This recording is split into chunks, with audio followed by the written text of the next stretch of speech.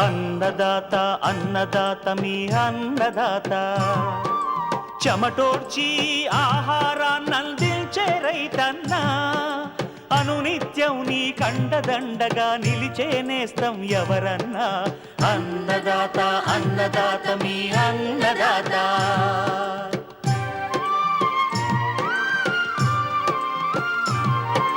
నూతన రీతుల సాగుబడికి, నూరింతలు పెరిగే దిగుబడికి సూచనలిచ్చే సస్య రక్షణకు, పశు పోషణకి శాస్త్ర విజ్ఞానం అందించి ముందుకు నడిపే తెలుగు రైతు భారతదేశానికి మకుటం అయ్యేలా తీర్చిదిద్దే ఆశయంతో మిమ్ము మేలు కొలిపేది అన్నదాత.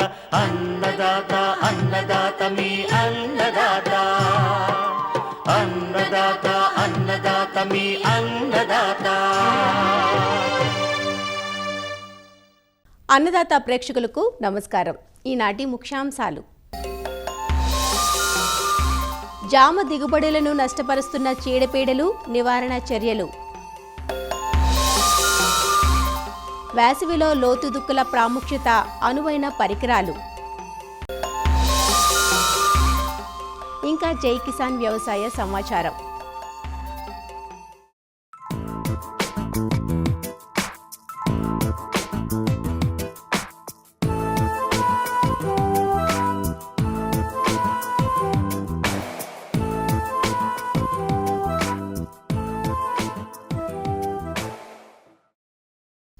పెరటి మొక్కగా ఉన్న జామ నేడు వాణిజ్య రూపును సంతరించుకొని రైతుకు కాసుల ఫలాలను అందిస్తోంది.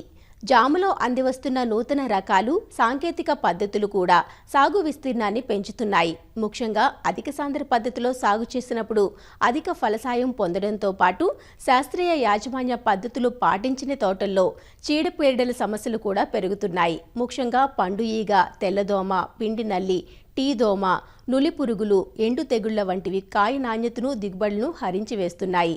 వీటిని గమనించుకుంటూ సమగ్ర సస్యరక్షణ పద్ధతులను అవలంబించాలంటూ తెలియజేస్తున్నారు సంగారెడ్డి జిల్లా జహీరాబాద్ DDS కృషి విజ్ఞాన కేంద్రం సస్యరక్షణ విభాగం శాస్త్రవేత్త స్నేహలత. ప్రస్తుతం మన రాష్ట్రంలో ముఖ్యంగా సాగు చేసే పండ్ల తోటల్లో జామ ఒకటి. ప్రస్తుతం ఉన్న పంట కాలం ఏంటంటే ఫిబ్రవరి మాసంలో పూతకి వచ్చి మనకి వర్షాకాలం ఆరంభం అయ్యేటప్పటికి కాతకి వస్తుందన్నమాట. కానీ ఈ వచ్చిన కాయలు ఏంటంటే తక్కువ చక్కెర శాతం కలిగి ఉండడము, అలాగే ఎక్కువ నీటి శాతం కలిగి ఉండడము గమనించవచ్చు. ఇలాంటి సమయాల్లో చీడపీడలు ఎక్కువ ఆశించడానికి ఆస్కారం ఉంటుంది.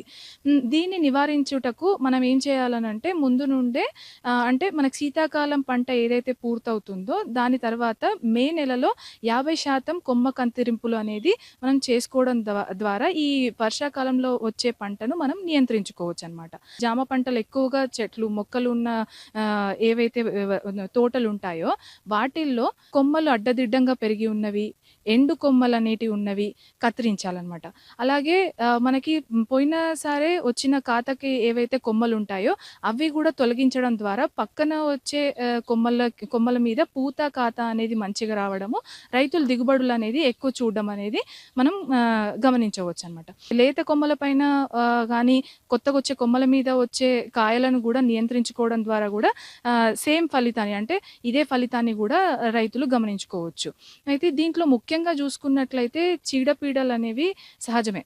పండు ఈగ, రసం పీల్చే పురుగులు చూసుకున్నట్లయితే మనకి పిండి నల్లి, తర్వాత మనకి తెల్లదోమ, తర్వాత టీ మస్కిటో బగ్, ఈ సంగారెడ్డి జిల్లాలో ఇది ఎక్కువగా వస్తుంది. తర్వాత తెగుళ్ళు చూసుకున్నట్లయితే మనకి ఎండు తెగుళ్ళు, నులి పురుగులు అనేవి ఎక్కువగా వస్తూ ఉంటాయి.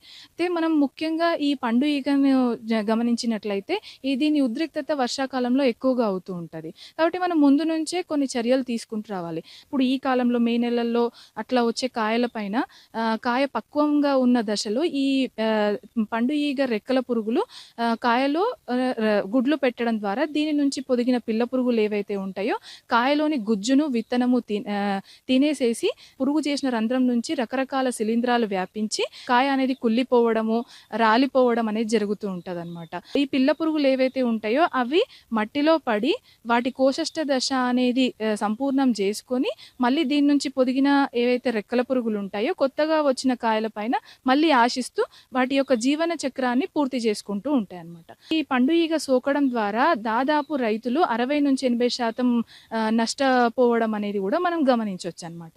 అయితే దీనికి మనం నియంత్రించడానికి ముందు నుండే మనకి పండు ఈగకు సంబంధించిన లింగాకర్షక బుట్టలు ఏవైతే ఉంటాయో అవి ఫ్రూట్ ఫ్లై ట్రాప్స్ అని అంటామన్నమాట. వాటిని 35-40 ఎకరానికి అక్కడక్కడ అమర్చుకోవడం ద్వారా పురుగు ఉనికిని గమనించవచ్చు, అలాగే పురుగు యొక్క కూడా మనం నివారించుకోవచ్చు అన్నమాట.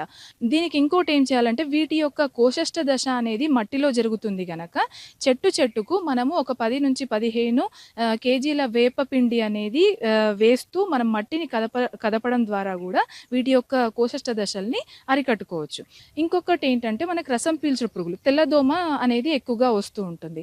ఈ తెల్లదోమ ఏంటంటే ఆకుల అడుగు భాగాన వలయాకారంలో గుడ్లు పెడుతూ ఉంటుంది. దీని నుంచి పొదిగిన పిల్ల ఇంకా రెక్కల పురుగులు ఏవైతే ఉంటాయో అవి ఆకుల నుంచి రసం పీల్చడం ద్వారా ఆకులు అనేవి ఎండిపోయి వడలిపోయి రాలిపోతూ ఉంటది అనమాట. కొత్తగా వచ్చిన చిగురాకులు కానీ పువ్వులు కానీ లేకపోతే కాండం కానీ వీటిపైన కూడా ఎక్కువ ఉద్రిక్తత ఉండడం వలన వీటి 10-70% వరకు కూడా రైతులు నష్టపోవడం అనేది మనం గమనించవచ్చు అనమాట. మనము జీవ నియంత్రణ పద్ధతులైన బెవేరియా బ్యాసియానా 5 గ్రాములు లీటర్ నీటికి కలిపి మనం పిచికారి చేసుకోవచ్చు. అలాగే మనకి జిగురా కట్టలు పచ్చవి ఏవైతే ఉంటాయో అవి మనం 25-30 వరకు అక్కడక్కడ అమర్చుకోవడం ద్వారా ఈ పురుగు జిగురా కట్టకు ఆకర్షితమై పట్టుకోవడం ద్వారా ఉనికిని ప్లస్ వాటి యొక్క ఉద్రిక్తతను కొంతవరకు తగ్గించుకోవచ్చు.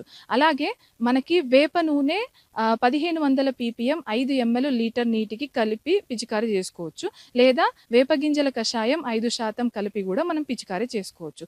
ఒకవేళ ఈ పురుగు ఉద్రిక్తత ఎక్కువగా ఉంటే మరింత అప్పుడు ఫాస్ఫోమిడాన్ 1 ml 1 లీటర్ నీటికి కలిపి మనం పిచికారి చేసుకున్నట్లయితే సవ్యంగా దీన్ని నివారించుకోవచ్చు. ఇంకొకటి ఏంటంటే మనకి పిండి నల్లి ఎక్కువగా వస్తుంటుంది. పిండి నల్లి అనేది మనం ఎప్పుడు గమనిస్తామనంటే ఎకరంలో ఎక్కువ సంఖ్య చెట్లు ఉన్నప్పుడు, ఇప్పుడు చూస్తున్నారు కదా ఇలా చెట్లు ఆనుకొని ఉన్నప్పుడు, అలాగే తేమ శాతం అనేది ఎక్కువగా ఉన్నప్పుడు ఈ పిండి నల్లి అనేది ఎక్కువగా వస్తూ ఉంటుంది. ఇంకొకటి ఏంటంటే ఈ మే నెలల్లో చాలా ఎక్కువగా వచ్చే ఆస్కారం ఉంటుంది పిండి నల్లి. కాబట్టి ఏంటంటే కొత్తగా వచ్చే చిగురు పైన అలాగే కాయల పైన కాండంల పైన కూడా ఇది ఎక్కువగా సోకుతూ ఉంటుంది అనమాట. రైతులు చాలా నష్టపోతూ ఉంటారు. కాబట్టి దీన్ని కూడా ముందు నుంచే గమనించుకోవాలి. ఈ పురుగు ఎలా ఉంటుంది అంటే అండాకారంలో ఉండి గులాబీ రంగులో పిల్ల పురుగులు తల్లి పురుగులు కలిగి ఉంటాయి. వాటిపైన బూజు లాంటి తెల్లని పదార్థాన్ని కప్పిపుచ్చుకుంటాయి అన్నమాట. అలా గుంపులుగా ఉండి ఆకుల మీద రసాన్ని పీల్చడం ద్వారా చెట్టు కాండంలు కాయలు కూడా ఎండిపోయి రాలిపోవడం అనేది మనం గమనిస్తూ ఉంటాం అన్నమాట. ముఖ్యంగా మనము కెమికల్స్ ద్వారా కూడా కంట్రోల్ చేసుకోవచ్చు, జీవ నియంత్రణ పద్ధతులలో కూడా చేసుకోవచ్చు. జీవ నియంత్రణ పద్ధతులు అయితే మనము బెవేరియా లాంటి సూక్ష్మాన్ని వాడుకొని 5 గ్రాములు 1 లీటర్ నీటికి కలిపి పిచికారీ చేసుకోవచ్చు, లేదా లాంబ్డా సహ్యలోత్రిన్ అని ఉంటుంది ఆ మందుతో కూడా మనము పిచికారీ చేసుకొని నియంత్రించుకోవచ్చు. టీ మస్కిటో బగ్ అని ఇప్పుడు మన సంగారెడ్డి జిల్లాలో ఎక్కువగా వస్తూ ఉంటుంది. అయితే ఇది ఎట్లా అంటే వర్షాకాలం ఉన్నప్పుడు దీని ఉద్రిక్తత చాలా ఎక్కువగా ఉంటుంది.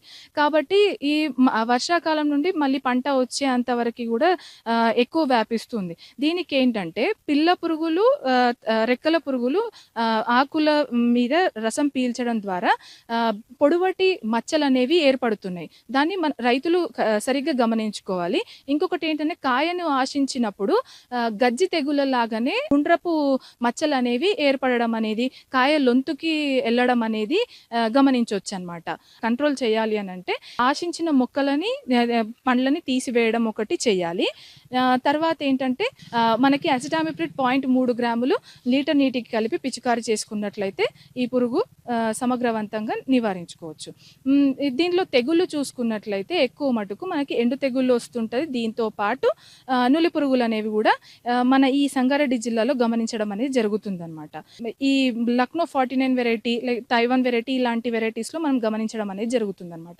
ఎండు తెగుళ్ళు ఏవైతే ఉంటాయో భూమిలో ఉన్న శిలీంధ్రాల ద్వారా వేరు యొక్క వ్యవస్థను డెవలప్ కాకుండా ఆపేయడము, తర్వాత నీటిని పోషకాలను అందింపజేయకుండా ఆపేయడం అనేది ఈ శిలీంధ్రం చేస్తూ ఉంటుంది.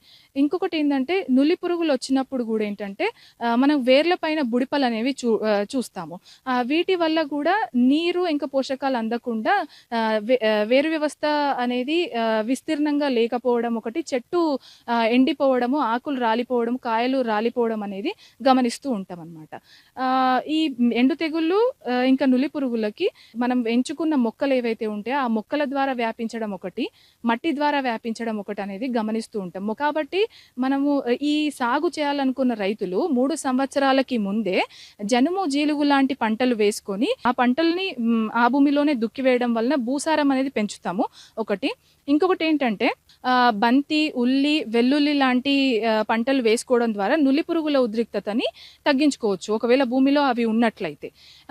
ఇంకొకటి ఏంటంటే మనము ఎంచుకున్న మొక్కలు ఏవైతే ఉంటాయో పెట్టడానికి వాటిని కూడా ర్యాండమ్గా ఒక 3 నుంచి 4 మొక్కలను అంటే మనం తీసుకొని వాటిల్లో ఉండే మట్టి ఏదైతే ఉంటుందో ఆ మట్టి దులిపేసేసి నీళ్ళల్లో పెట్టి చూస్తే ఒకవేళ వేర్లకి గనక ఎండు తెగుళ్ళు, నల్లగా అయిపోయిన వేర్లు గమనిస్తే, లేకపోతే బుడిపలు గమనిస్తే అలాంటివి మనం నర్సరీ నుంచి తీసుకోకూడదు. అదొకటి చేయాలి. తర్వాత ఏంటంటే మనము పంటలో గనక ఇలాంటి నులి పురుగులు, ఎండు తెగులు గమనించినట్లయితే 3 నెలలకు ఒకసారి 1 టన్ను ఎరువుకు లేదా వర్మీ కంపోస్టుకు వేపపిండి లేదా కానుగు పిండికి 4 కిలోల పెసిలోమైసిస్, ట్రైకోడర్మా 4 కేజీలు, సూడోమోనాస్ 4 కేజీలు. సో ఇవి 3 ఈ ఎరువులో కలిపేసేసి ప్రతి 3 నెలలకి చెట్టు చుట్టూ వేసుకున్నట్లయితే ఈ నులి పురుగులు, ఎండు తెగుళ్ళని నివారించుకోవచ్చు.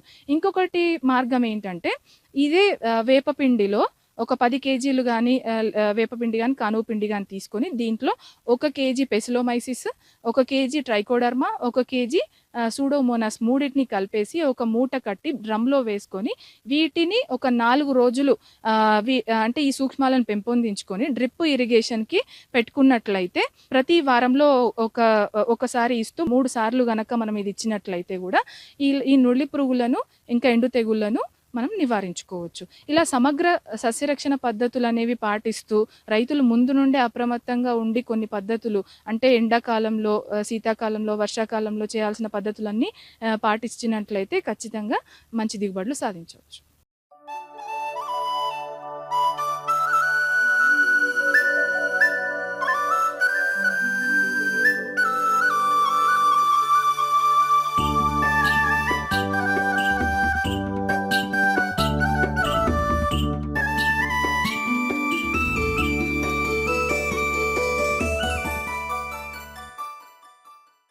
పంట భూములను వేసవిలో లోతుగా దున్నటాన్ని లోతు దుక్కులు అంటాం. ప్రత్యేకమైన పనిముట్లు ఉపయోగించి నేలను వాలుకు అడ్డంగా లోతుగా దున్నుకోవడం వల్ల చాలా ప్రయోజనాలు ఉంటాయి. పంటల సాగుతో గట్టిపడ్డ భూమి పైపొరలను తెరవడంతో పాటు లోతుగా దుక్కి చేయడం వల్ల లోపలి మట్టి పొరలు బాగా వదులవుతాయి. అంతేకాకుండా నేల లోపల ఉన్న నులి పురుగులు, చీడలు వంటివి బయటకు వచ్చి వేసవి ఎండవేడికి చనిపోతాయి. వేసవి దుక్కుల వల్ల నేలకు నీటిని వడిసి పట్టుకునే సామర్థ్యం పెరుగుతుంది. అసలు వేసవి దుక్కులను ఎలా చేసుకోవాలి, ఏ పరికరాలు ఉపయోగించాలి, వేసవి దుక్కుల వల్ల ప్రయోజనాలేమిటి అనే వివరాలను ఈరోజు అన్నదాతలో తెలుసుకుందాం. సాధారణంగా ఏప్రిల్, మే మాసాల్లో అడపాదడపా వర్షాలు కురుస్తూ ఉంటాయి. ఈ తొలకరి వర్షాలు కురిసినప్పుడు భూమిని లోతుగా దుక్కులు చేసుకోవాలి. ఈ మాసాల్లో దున్నుకునే దుక్కులనే వేసవి దుక్కులు అంటారు. లోతు దుక్కుల వల్ల భూమి పైపొరలు లోపలికి, భూమి లోపల ఉన్న లోపలి పొరలు బయటికి తిరగబడతాయి. వేసవిలో లోతు దుక్కులు ఎలా చేయాలో, వాటి వల్ల కలిగే ప్రయోజనాలేంటో ఇప్పుడు తెలుసుకుందాం. లోతు దుక్కుల్లో భూమిని 20 నుంచి 30 సెంటీమీటర్ల లోతుగా దున్నటం వలన వర్షపు నీరు భూమిలోకి ఇంకి భూగర్భ నీటిమట్టం పెరుగుతుంది. వాలుకు అడ్డంగా దుక్కులు దున్నటం వలన నేల కోతకు గురికాకుండా ఉంటుంది. చేలలో ఉండే మొండిజాతి కలుపు మొక్కలను దుంపలతో సహా పెకిలించేలా లోతు దుక్కి చేస్తాం కాబట్టి కలుపు బెడద ఉండదు.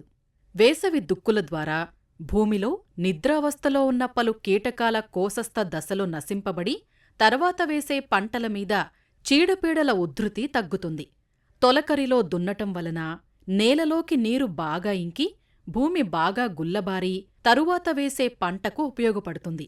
పంట మొక్కల వేర్లు లోనికిపోయి తేమను, పోషకాలను ఎక్కువ శాతం అందుకుని దిగుబడులు, నాణ్యత పెరుగుతాయి. వేసవిలో దున్నటం వలన గత పంటకు చెందిన ఆకులు, చెత్త నేలలో కలిసి సేంద్రియ పదార్థంగా మారుతాయి.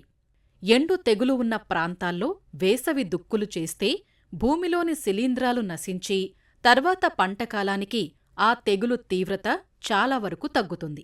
ముందుగానే దుక్కి చేసుకోవటం వలన వర్షాలు కురవగానే ఖరీఫ్ పంటలను సరైన సమయంలో వేసుకోవచ్చు. మెట్ట భూముల్లో సాధారణంగా ఎర్ర నేలల్లో లోపల గట్టి పొర ఏర్పడటం వల్ల వేరు వ్యవస్థ సరిగా ఉండదు. అలాంటి నేలల్లో చిసెల్ నాగలితో 60 సెంటీమీటర్ల లోతులో 1 మీటరు దూరంలో దున్ని నేల పైపొరలకు ఇబ్బంది లేకుండా లోపలి గట్టి పొరలను తొలగించవచ్చు. దీనివల్ల ఎక్కువ వర్షపు నీరు లోపలి పొరల్లోకి ఇంకటమే కాకుండా తేమ ఎక్కువ రోజులు నిల్వ ఉంటుంది. సేద్యానికి ఉపయోగించే గొర్రు, గుంటక, దంతె వంటి పరికరాలు 3 నుంచి 5 అంగుళాల లోతు వరకు నేల లోపలికి చొచ్చుకుని పోతాయి. ఈ పరికరాలను ఉపయోగించి పదే పదే సేద్యం చేయటం వల్ల నేల లోపల 3 నుంచి 5 అంగుళాల లోతులో గట్టి పొర ఏర్పడుతుంది. దీనివల్ల నేలకు నీటిని పీల్చుకునే శక్తి తగ్గుతుంది. మొక్కల వేర్లో లోనికి చొచ్చుకుని పోలేక భూమి లోపలి పోషక పదార్థాలు, నీరు, ఇతర ఖనిజ లవణాలను పొందలేవు. దీంతో పంటలు ఆరోగ్యంగా పెరగక దిగుబడి తగ్గే అవకాశం ఉంటుంది. అందువలన లోతు దుక్కులు చేసుకోవాలి. సాధారణంగా తేలికపాటి నేలల్లో 1-2 సార్లు దున్నితే సరిపోతుంది. ఒకవేళ పొలంలో కలుపు మొక్కలు, అంతకుముందు వేసిన పంట యొక్క అవశేషాలు ఉన్నట్లయితే కనీసం 3 దఫాలైనా దున్నాలి.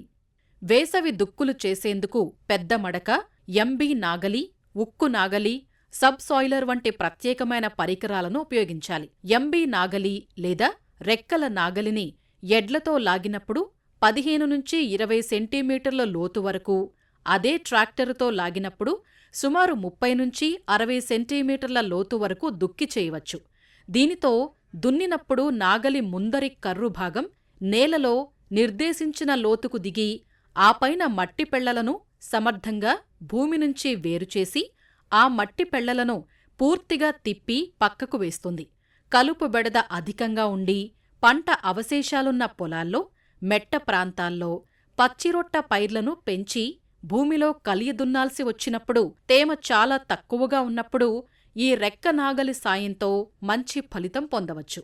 గంటకు 1/2 ఎకరం నుంచి 3/4 ఎకరం వరకు ఈ నాగలిని ఉపయోగించి దున్నుకోవచ్చు. డిస్క్ లేదా పళ్ళెపు నాగలిలో 2 లేదా 3 పళ్ళాలను ప్రత్యేక రీతిలో విడివిడిగా తిరిగేందుకు వీలుగా ఒక చట్రానికి అమర్చి నేలను దున్నడానికి అనుగుణంగా ఉంటుంది. ఈ పరికరం 60 సెంటీమీటర్లు, 90 సెంటీమీటర్లు గల పళ్ళాలతో లభిస్తుంది. రెక్కల నాగలి ఉపయోగించలేని నేలల్లో దీన్ని సులువుగా ఉపయోగించవచ్చు. రాళ్లతో కూడిన లేదా మొక్కల వేర్ల అవశేషాలున్నా లేదా ఇసుక నేలల్లోనూ దీన్ని సమర్థంగా ఉపయోగించవచ్చు. ఈ పళ్ళెపు నాగలి బరువు వల్ల నేల లోపలికి దిగి తేమ తగినంతలేని గట్టి నేలల్లో కూడా నిర్ణీత లోతు వరకు దుక్కి చేసుకోవచ్చు. పళ్ళెపు నాగలితో గంటకు 3/4 ఎకరం నుంచి 1 ఎకరం పొలాన్ని దుక్కి చేసుకోవచ్చు. సబ్ సాయిలర్ లేదా చిజెల్ నాగలి నేల లోపలి పొరల్ని ఒకే కర్రుతో ఛేదించి గట్టి పొరల్ని కత్తిరిస్తుంది. దీన్ని ఉపయోగించి ప్రతి 2 మీటర్లకు ఒకసాలు దున్నితే వర్షపు నీటిని లోపల నిల్వ ఉంచే సామర్థ్యం పెరుగుతుంది. భూమి లోపల కొత్త మట్టిని పాత మట్టితో కలిపినందువల్ల కావలసిన పోషకాలు మొక్కలకు లభిస్తాయి. సబ్ సాయిలర్తో నేలలో 60 నుంచి 70 సెంటీమీటర్ల లోతు వరకున్న గట్టి పొరలను ఛేదించి దుక్కి చేయవచ్చు. ప్రతి 3 ఏళ్లకు ఒకసారి పొలంలో 2 మీటర్లకు ఒక సాలు చొప్పున సబ్ సాయిలర్తో లోతుగా దున్నితే నీటిని నిల్వ చేసుకునే సామర్థ్యం పెరుగుతుంది. విత్తిన పైర్లకు బెట్ట పరిస్థితుల్లో తేమను అందించి బెట్టకు గురికాకుండా కొంతకాలం కాపాడుతుంది. ఇలా ప్రతి 2 ఏళ్లకు ఒకసారి ఈ లోతు దుక్కులు చేసుకోవటం వల్ల మంచి ప్రయోజనాలను పొందవచ్చు.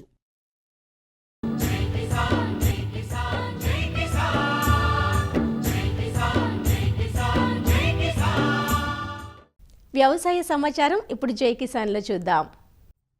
ఏప్రిల్ మాసం వచ్చేసరికి ధరలు పెరుగుతాయని ఆశపడ్డ నిమ్మ రైతుల ఆశలు అడియాసలుగా మారాయి. ఫిబ్రవరి మాసంలో 80 కిలోల బస్తా ధర 5,000 నుంచి 7,000 రూపాయలు పలికితే ప్రస్తుతం 5,000 మించడం లేదని రైతులు వాపోతున్నారు. ధరలు పెరగాల్సింది పోయి తగ్గుతూ వస్తున్నాయంటూ వారు చెబుతున్నారు. నిమ్మకాయల పరిస్థితి చాలా దారుణంగా ఉంది. తెగుళ్ళు ఎక్కువైనాయి, పెట్టుబడులు ఎక్కువైనాయి. ఇక్కడ నిమ్మకాయలు మాత్రం రోజుకు 500 తగ్గిస్తా ఉన్నారు. ఇవాళ 5,000 అమ్మితే రేపు 4,500, ఎల్లుండి 4,000. ఏమన్నంటే పైన మార్కెట్ లేదు, పైన తగ్గించారని చెప్పుకుంటారు. 80 కేజీలు బస్తా గత ఏప్రిల్ నెలలో 8,000 ఉండింది, పోయింది తప్ప. ఈ సంవత్సరం వచ్చేళ్ళకి 4,500, 5,000 యువతలే ఉంది. నల్లి తెగులని వచ్చి అది కానీ ఏ ముందు కొట్టే పోవట్లే. అధికారులు అసలు నిమ్మ చెట్లు అనేది అసలు పట్టించుకోవట్లే. నిరుడు 13-14 అమ్మితే ఈ సంవత్సరం 4,000, 3,000, 4,500, రోజుకి 500, 600 డౌన్. తెగుళ్ళు 60-70 అయిపోతుంది ఎకరాకి. నాడొచ్చేది 40-50 చేస్తుంది. కాపులు తక్కువ, దిగుబడి తక్కువ, రేట్లు తక్కువ. గిట్టుబాటు రైతులకు గిట్టుబాటు పనేలే. జిల్లాలో ప్రధానంగా గూడూరు, పొదలకూరు, రాపూరు, వెంకటగిరి తదితర మండలాలలో అధికంగా రైతులు నిమ్మ సాగు చేస్తుంటారు. అయితే గతేడాది డిసెంబర్లో వచ్చిన తుపాను ధాటికి చెట్లు చాలా వరకు దెబ్బతిన్నాయి. దీనికి తోడు చెట్లకు నల్లి ఆశించి దిగుబడులు భారీగా తగ్గాయని రైతులు చెబుతున్నారు. ధరలు అంటే అనుకున్నంత రేటు రాలా, కానీ ఫిబ్రవరిలో నుంచి బాగా అమ్మింది కాబట్టి మార్చి, ఏప్రిల్కి బాగా 10-15 దాకా పోతాయి అనుకున్నారు. అదే రేటు వచ్చేసింది. ఒక 5 తగ్గను, ఒక 5 పెరగను. ఎందుకంటే రైతులు పెట్టుబడులు ఎంత అయినాయి, ప్రతి ఒక్కటి పెట్టుబడే కదా, చిన్న తెగుళ్ళు కాదు. 4 తడవల మందు కొట్టిన కాయలు మరి పోవడాల మసలు పెట్టుబడి చిన్నంగా పెరగల, అందుచేత గిట్టుబాటు కావడంలా. ఏముంది, రైతు కూలిపోయేది ఏడే కదా, అవి అమ్మకపోయా. మేము చేసే సాకిరాన్ని చేయాల్సి వచ్చా. మేము చేసే సాకిరికి వచ్చేదానికి సాగడం లేదు. ఇంకా మేము అప్పుల పాలు అయిపోయిలా. ఈ సంవత్సరం నిమ్మ ధరలు స్థిరంగానే కొనసాగుతున్నాయని వ్యాపార వర్గాలు చెబుతున్నాయి. అయితే నాణ్యత ఆధారంగానే ధరలు పలుకుతున్నాయని వారంటున్నారు. ఈ సంవత్సరం నిమ్మకాయలు మంచి స్టాండర్డ్ గానే ఉన్నాయి రేట్లు. ఫిబ్రవరిలో మనకేందంటే 5,000 నుంచి 7,000 మార్కెట్ ఫిబ్రవరిలో ఉన్నది కాబట్టి అప్పుడు ప్రతి ఒక్కరు ఏంటంటే మరి ఫిబ్రవరిలో 6,000, 7,000 ఉంది కాబట్టి ఏప్రిల్కి వచ్చే లోపల 10-12,000 అమ్మద్దు అనేది ప్రతి ఒక్కరు ఎక్స్పెక్ట్ చేసింది. కానీ ఏమనుకున్నాం అంటే మన ఏరియాలో తుఫాను వచ్చింది కదా, ఆ తుఫాను వల్ల చెట్లు బాగా తీవ్రంగా దెబ్బతినడం, ఉన్న కాపు అంతా పూతలు పిందెలు పోవడంతో కాయలు లేవు కదా, మంచి రేట్ వస్తుందనే ఆలోచనతో మనం ఇక్కడ అనుకున్నాం. కానీ అట్లా కాదు. ఇప్పుడు ఆ రోజు నుంచి ఈ రోజు స్టడీగా మంచి మార్కెట్ ఈ సంవత్సరం. అంటే మన ఒక్క ప్రాంతంలోనే లేకపోయినంత మాత్రాన్ని ఏమైందంటే ఈరోజు ఏలూరు, తెనాలి, రాజమండ్రి ఏరియా ఉంది, నకిరేకల్ ఉంది, బీజాపూర్ ఉంది. బయట రాష్ట్రాల్లో కూడా ఇప్పుడు బీజాపూర్ అయితేనే, గుజరాత్ కూడా ఇప్పుడు 2-3 రోజుల నుంచి మొదలైంది. ఇట్లా ఈ విధంగా అన్ని ప్రాంతాల్లో సరుకులు ఉన్నా కూడా ఈరోజు ఈ రేటు ఉందంటే మన ప్రాంతంలో ఉండేటువంటి సరుకు మంచి నాణ్యత, క్వాలిటీ ఎక్కువ ఉంటుంది కాబట్టి ఈ రోజైనా ఆ మార్కెట్ పోతా ఉంది. కాబట్టి మనం కూడా ఏంటంటే వ్యాపారస్తులకు కూడా ఏమైందంటే ఇప్పుడు ఈ క్వాలిటీ కాయలు అయితే అన్క్వాలిటీ కాయలకి చాలా తేడా వచ్చేసింది. తెగుళ్ళ వల్ల చెట్లు కొన్ని పుష్కలంగా లేనందువల్ల కాయ సైజు రాకుండా అట్టే చిన్నకాయగా ఆగిపోయింది. ఆ చిన్నకాయకి ఏమైందంటే బయట డిమాండ్ లేదు. ఒక సౌత్లు చూస్తే ఈ సంవత్సరం అంత ఇదిగా లేదు. ఇప్పటి వరకు సౌత్లకి ఏంటంటే కొంచెం ఏదో తక్కువ సరుకులు తప్ప ఎక్కువ డెలివరీ అయ్యే పరిస్థితి లేకుండా వచ్చేసింది. అందువల్ల వ్యాపారస్తులు ఎదురు చూస్తూ ఉన్నాడు, రైతు ఎదురు చూస్తూ ఉన్నాడు. కాలం అయితే వెళ్ళిపోయింది. ఏప్రిల్ మాసం కూడా సంవత్సరం దాటిపోయింది. అయితే అక్కడికి మంచి మార్కెట్ లెక్క వేసుకోవాలంత స్టాండర్డ్గా ఇన్ని రోజులు నిలబడి ఉందంటే. ఇండియా వైడ్ అన్ని మార్కెట్స్ నుంచి ఇప్పుడు ప్రోడక్ట్ చాలా ఎక్కువగా ఉంది లెమన్. అందువల్ల వాళ్ళు ప్రైజెస్ మనం అనుకున్నంత ఇవ్వట్లేదు. సో అందువల్ల మార్జిన్స్ చాలా తక్కువగా ఉన్నాయి. కొన్నిసార్లు చాలా వరకు లాస్. యాక్చువల్గా ట్రాన్స్పోర్ట్ కాస్ట్ కూడా రావదు. దాంతోపాటు ఇప్పుడు వెదర్ ఈ సమ్మర్ వల్ల ట్రాన్స్పోర్ట్ చాలా ఇబ్బంది అయిపోద్ది. లెమన్ డ్రై అయిపోతూ ఉంటుంది ట్రాన్స్పోర్ట్ టైంలో. ఇక్కడి నుంచి మనం 3 days 4 days ప్యాక్ చేసి లారీలో హీట్కి అంతా డ్రై అయిపోయి అక్కడికి చేరేసరికి కొంచెం డ్యామేజ్ ఎక్కువ వస్తూ ఉంటుంది. సో మనకి ఆ డ్యామేజ్ చూపించి దానివల్ల ఇది ప్రైసింగ్ కూడా చాలా తగ్గించేస్తూ ఉంటారు. కానీ మనకి ప్రోడక్ట్ ఎక్కువగా ఉండడం వల్ల యావరేజ్ 5,000 రూపీస్లోనే వెళ్తుంది. కానీ సేమ్ ఇదే ప్రాబ్లం మనకి పై మార్కెట్స్లో కూడా జరుగుతూ ఉంది. నిమ్మ సాగుకు పెట్టుబడులు పెరిగిన నేపథ్యంలో ధరలు పుంజుకుంటేనే సాగు కొంత మిగులుబాటుగా ఉంటుందని సాగుదారులు కోరుతున్నారు. మరిన్ని విభిన్నాంశాలతో రేపటి అన్నదాతలో మళ్ళీ కలుసుకుందాం. అంతవరకు సెలవు, నమస్కారం. అన్నదాతలు తమ సందేహాలు, సమస్యలను 1-800-425-4085 టోల్ ఫ్రీ నంబర్లో ఉదయం 10 నుంచి 11 గంటల మధ్య పని దినాలలో సంప్రదించగలరు. ఈ కార్యక్రమాన్ని యూట్యూబ్లో www.youtube.com/అన్నదాత ఈటీవీ లింక్ ద్వారా వీక్షించవచ్చు. అన్నదాత కథనాలు ఈటీవీ విన్ మొబైల్ యాప్లోనూ వీక్షించండి.